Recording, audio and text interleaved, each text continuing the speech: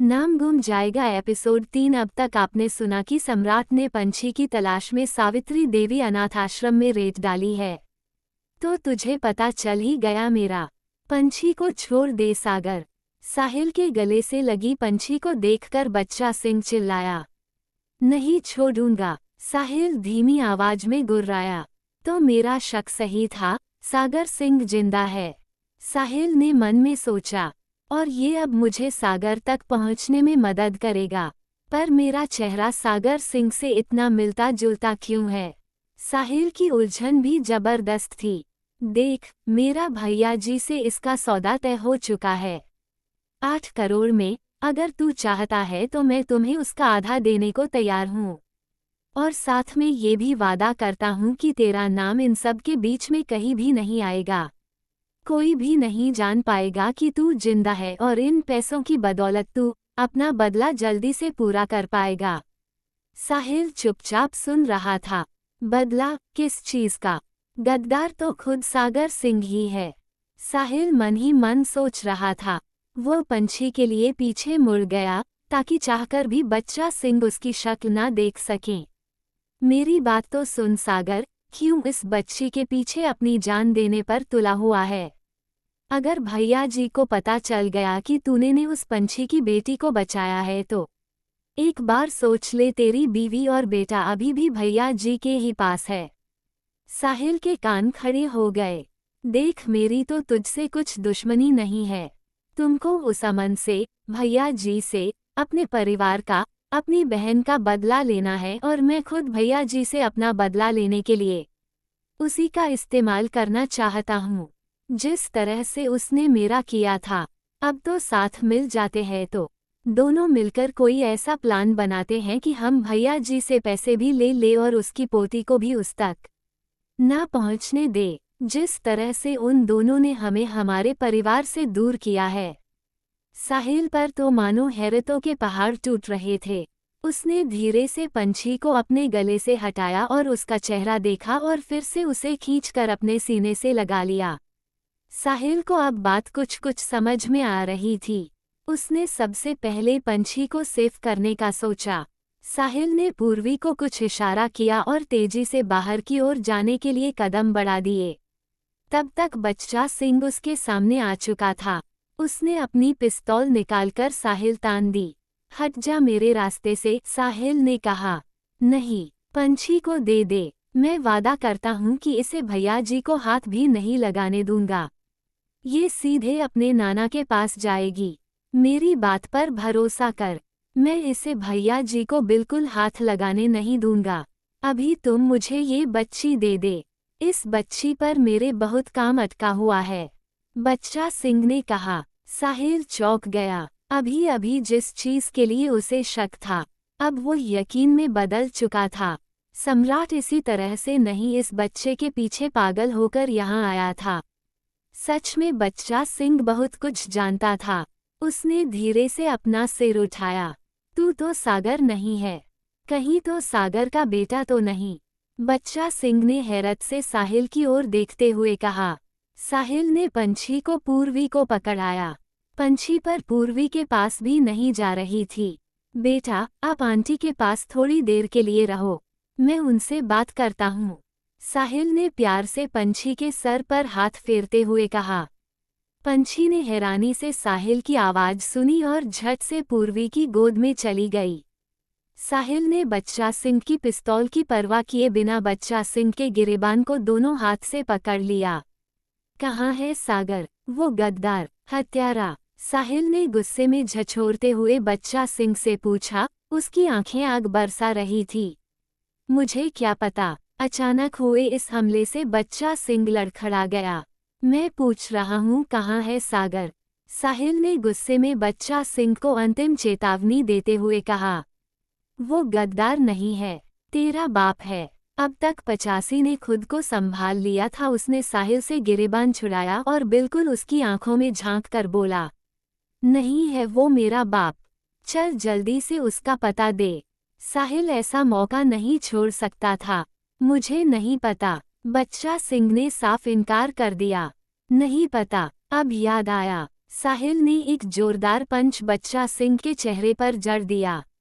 कई सालों से ढूंढ रहा हूँ उसको, इसके पहले कि मेरा सब्र जवाब दे जाए। बता कहाँ है सागर। बच्चा सिंह पीछे हट गया।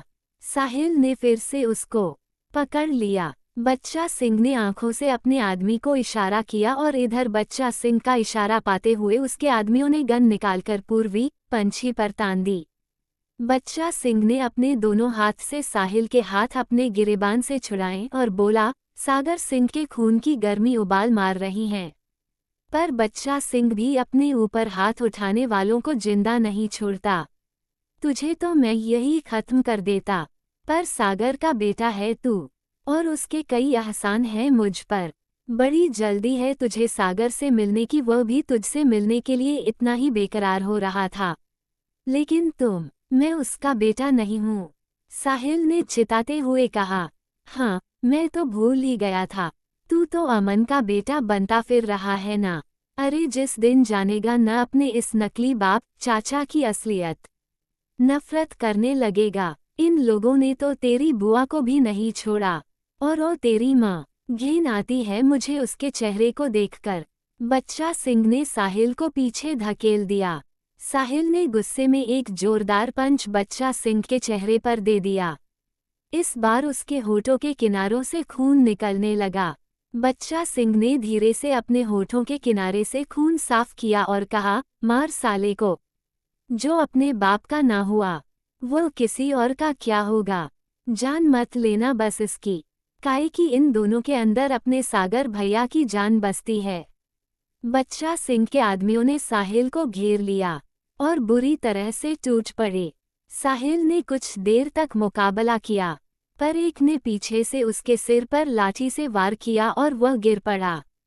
तब तक दौड़ता भागता सम्राट भी वहां पहुंच चुका था। उसने अब साहिल को इन लोगों से मार खाते हुए देखा तो वह तुरंत आगे बढ़ गया और साहिल को छुड़ाने लगा। साहिल को काफी चोट आई थी, पर वह उठकर खड़ा हो गया। अब कौन है बे तू? बच्चा सिंह ने सम्राट की तरफ देखते हुए पूछा। अब सम्राट और साहिल मिलकर बच्चा सिंह की आदमियों को धो रहे थे। बच्चा सिंह तेजी से पूर्वी की तरफ बढ़ गया। सम्राट जोर से चिल्लाया, पूर्वी, पंछी को सेफ करो, भागो यहाँ से। पूर्वी के पास पिस्टल नहीं थी, ये बात सम्राट जानता था, और यहाँ पर मौजूद हर इंसान के पास पिस्टल थी। अगर एक भी गोली चलती तो नुकसान इन्हीं लोगों का ही होना तय था। एक हाथ से पंछी को संभाले हुए पूर्वी ने अपने सर पर गन लगाए हुए इंसान का हाथ पकड़कर तेजी से मोड़ दिया और एक जोरदार किक उस आदमी को मारी। पूर्वी ने साड़ी पहन रखी थी, जिसमें कि वह कंफर्टेबल नहीं थी। पंछी उसके हाथ से गिरने हो गई। पूर्वी ने तेजी से संभाल पाती कि तब तक बच्चा सिंह ने पूर्वी के हाथ से पंछी को छीन लिया और पंछी के सर पर गन पॉइंट कर दिया। ओ सागर भैया के बेटे, अगर तुम लोगों ने अब कोई भी चालाकी दिखाने की कोशिश की या फिर मुझे रोकने की, तो मैं पंछी को गोली मार दूंगा। वैसे भी भैया जी को इसकी जिंदगी में कोई इंटरेस्ट नहीं है, पर तुम्हें तो है ना। आखिर ये है तो तुम ही लोगों का खून ना। सुना है कि जितना प्यार सागर दिया दीदी से करता था, उतना ही प्यार तू अपने सम्राट भैया से करता है। अगर इसकी जिंदगी चाहते हो तो चुपचाप मुझे यहाँ से निकल जाने दो। वैसे भी हम इसको तुम्हारे नकली बाप और चाचा को ही देने वाला हूँ। बच्चा सिंह बोला। तब तक मौका पाकर पूर्वी ने अपनी घड़ी में लगे हुए बटन को प्रेस कर दिया था। बाहर बैठे रुद्राक्ष को सिग्नल मिल चुका था। वह अपनी पिस्टल लेकर गाड़ी में से निकल गया और अपने सादे कपड़ों में छिपे आदमियों को इशारा किया। सब अनाथ आश्रम में अंदर की ओर आने लगे। वही बच्चा सिंह पंछी को लेकर बाहर की ओर निकालने लगा।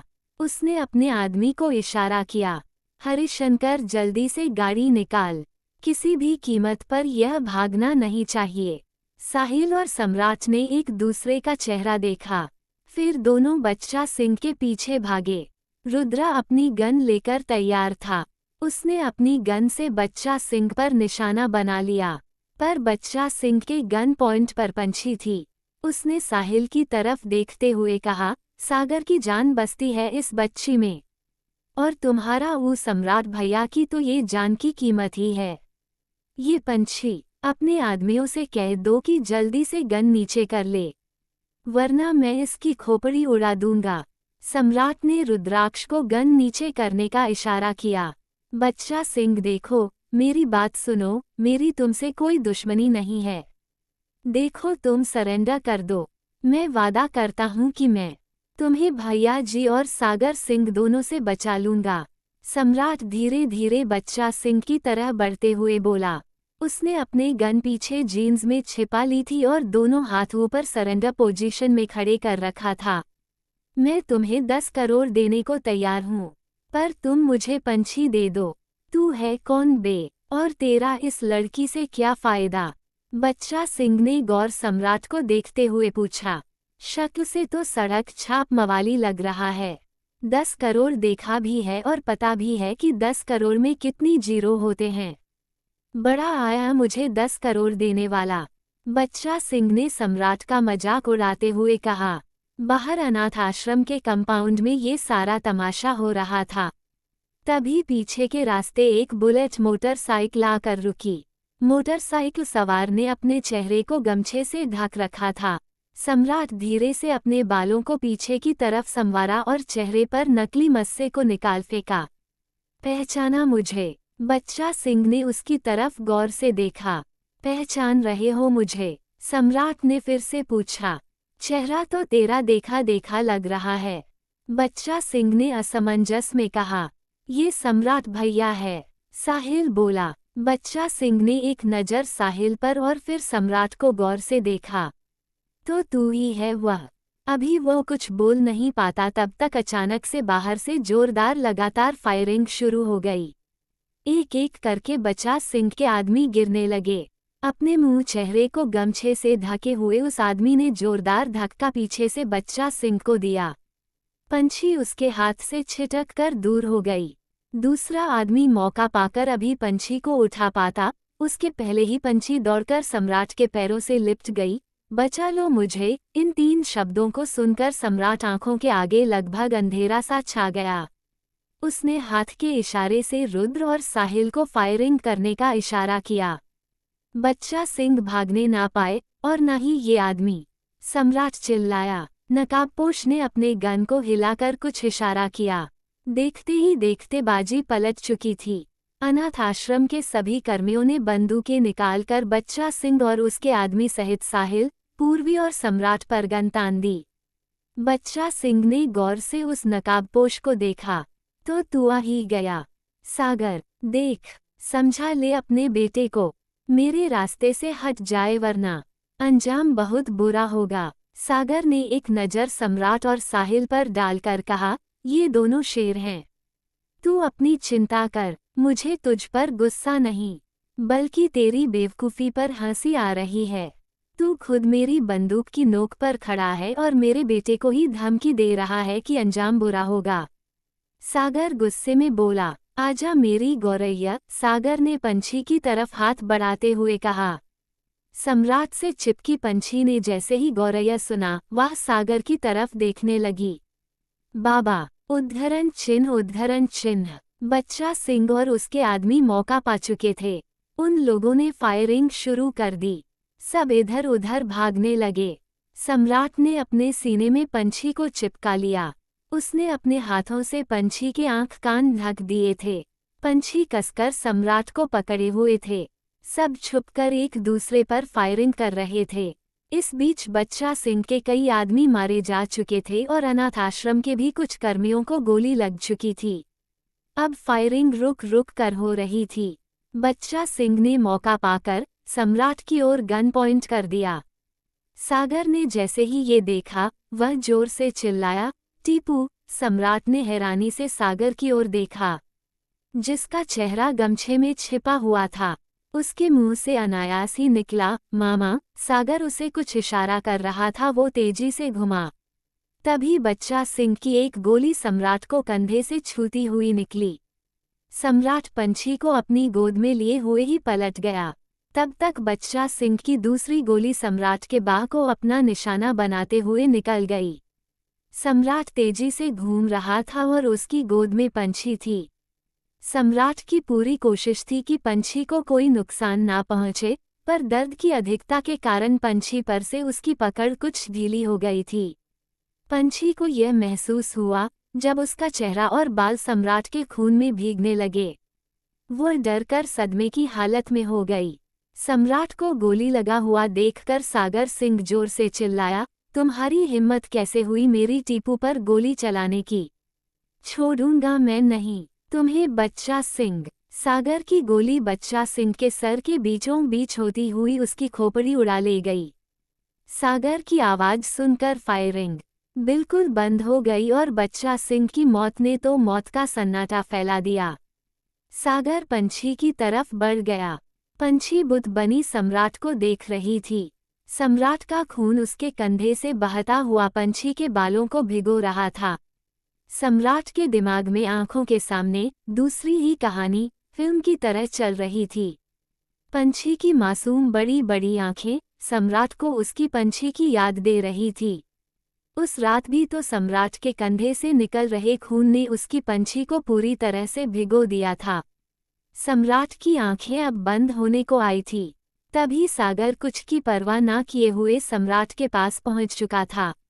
उसने पंछी की तरफ हाथ बढ़ाया, लेकिन पंछी ध्यान से सम्राट के आंखों को देख रही थी और सदमे में थी, इसलिए उसने कुछ रिस्पांस नहीं दिया। सागर एक बार के लिए तो डर गया। उसने जोर से सम्राट की गोद में से पंछी को उठाया और हिलाया। सम्राट ने कसकर पंछी का फ्रॉक पकड़ा हुआ था। इस छीना झपटी में पंछी के फराक का एक हिस्सा सम्राट की मुट्ठी में आ गया। सम्राट के पैरों में भी काफी चोट लगी थी और उनसे खून बह रहा था। सम्राट चाहकर भी खड़ा नहीं हो पा रहा था। सागर ने पंछी को कसकर अपने सीने से लगा लिया, पर पंछी की आंखें सम्राट को ही देख रही थीं। सागर तेजी से पीछे की ओर भागा। सम्राट ने उसके पैरों को पकड़ लिया। जिस दिन सारी सच्चाई जान लेना, मेरे पास आना, मैं खुद तुम्हें तुम्हारी अमानत लौटा दूंगा, सागर ने सम्राट से कहा। किसी तरह से सम्राट से अपने पैरों को छुड़ाकर सागर वहां से निकला। साहिल उसके पीछे दौड़ा, लेकिन तब तक सागर पंछी को बिठाकर अपनी बुलेट स्टार्ट कर चुका था। पंछी सदमे में थी। सागर ने जल्दी से अपने मुंह पर बंधा गमछा खोल दिया और पंछी को अपने सीने से सटाकर गमछे की मदद से पंछी को अपने साथ बांध लिया और आगे बढ़ गया। साहिल उसके पीछे दौड़ता हुआ मेन गेट तक आया। सागर पंछी को लेकर भाग ही रहा था, तब तक रुद्र उसकी बाइक के सामने आ चुका था। उसने सागर पर पिस्टल तानते हुए कहा, रुक जा वरना गोली मार दूंगा। सागर ने पीछे मुड़कर देखा। पीछे साहिल अपने गन लिए खड़ा था। साहिल की नज़र जैसे ही सागर सिंह के चेहरे पर पड़ी, एक क्षण के लिए वह भी हैरान रह गया। सागर के हाथ एक्सीलेटर पर कस गए और पैर गिया पर। तारानकन तारानकन तारानकन तारानकन तारानकन। रात के अंधेरे में पंछी को लिए हुए सागर सिंह की बुलेट शहर से कुछ दूर अभी बसते हुए इलाकों की तरफ बढ़ती जा रही थी। इस इलाके में अभी पूरी तरह से आबादी नहीं हुई थी। कुछ आधे बने हुए मकान में लोग रह रहे थे, तो कई लोगों ने जमीन लेकर बाउंड्री करवा कर ही छोड़ दिया था। रास्ता भी अभी पूरी तरह से तैयार नहीं था। उबड़ खाबड़ रास्ते को पार करती हुई सागर सिंह की बुलेट एक बड़ी सी गेट के सामने रुकी। सागर सिंह ने 2 बार हॉर्न बजाया। एक वर्दीधारी गेटकीपर ने लोहे का बड़ा सा फाटक खोल दिया। अंदर का नजारा देखने लायक था। कई बीघे जमीन में बना हुआ एक बड़ा सा बांग्ला, जिसके चारों तरफ अच्छी खासी जमीन छोड़ी हुई थी और फिर करीब 15 फीट ऊंची बाउंड्री वॉल लगी थी, जिसे कटीले तारों से घेरा गया था। सिक्योरिटी बहुत ही ज्यादा टाइट थी। बाहर से देखने में ऐसा कुछ नहीं लगता था जैसे इसे भी जमीन की ही ऊंची बाउंड्री देकर छोड़ा हुआ है। सागर सिंह ने अंदर के रास्ते की तरफ अपनी बुलेट दौड़ा दी। रास्ते की एक तरफ स्विमिंग पूल था तो दूसरी तरफ लॉन, जिसमें बहुत ही खूबसूरत कुर्सी टेबल रखकर बैठने लायक या फिर पार्टी वगैरह करने के लायक बनाया हुआ था। रास्ते को पार करते ही सागर सिंह की बुलेट सीधे बंगले की पोर्च में जाकर के रुकी। वहाँ एक से एक खूबसूरत लग्जरी और कई बुलेट प्रूफ गाड़ियों की कतार जमी हुई थी। गाड़ी के रुकते ही गाड़ी की आवाज सुनकर बंगले से एक महिला निकली, जिसकी उम्र करीब 48 साल की थी। सागर सिंह के सीने से सटी पंछी सो चुकी थी। सागर सिंह ने धीरे से अपना गमछा खोला, जिससे कि उसने पंछी को बांधा था, और बहुत ही सावधानी से पंछी को अपने सीने से सटाए हुए ही गाड़ी से उतरा। उस औरत ने हाथ बढ़ाकर पंछी को अपनी गोद में लेना चाहा, लेकिन सागर सिंह ने उसे हाथ इशारे से मना कर दिया। उसने अपने एक नौकर को आवाज देकर बुलाया और उसे अपनी गाड़ी स्टैंड पर लगाने को कहकर पंछी के लिए वो उस औरत के साथ अंदर की ओर चल पड़ा। कौन है ये छोटी सी पंछी और क्या रिश्ता है इसका सम्राट सागर और साहिल के साथ? क्या वह सुरक्षित हाथों में है? जानने के लिए बने रहे अगले भाग तक। तब तक के लिए वीडियो को लाइक और चैनल को सब्सक्राइब करना मत भूलिएगा। वीडियो अगर अच्छी आती हो तो इसे अपने दोस्तों के साथ शेयर कीजिए। सुपर थैंक्स के माध्यम से प्रोत्साहन दिया कीजिए। हर हर महादेव।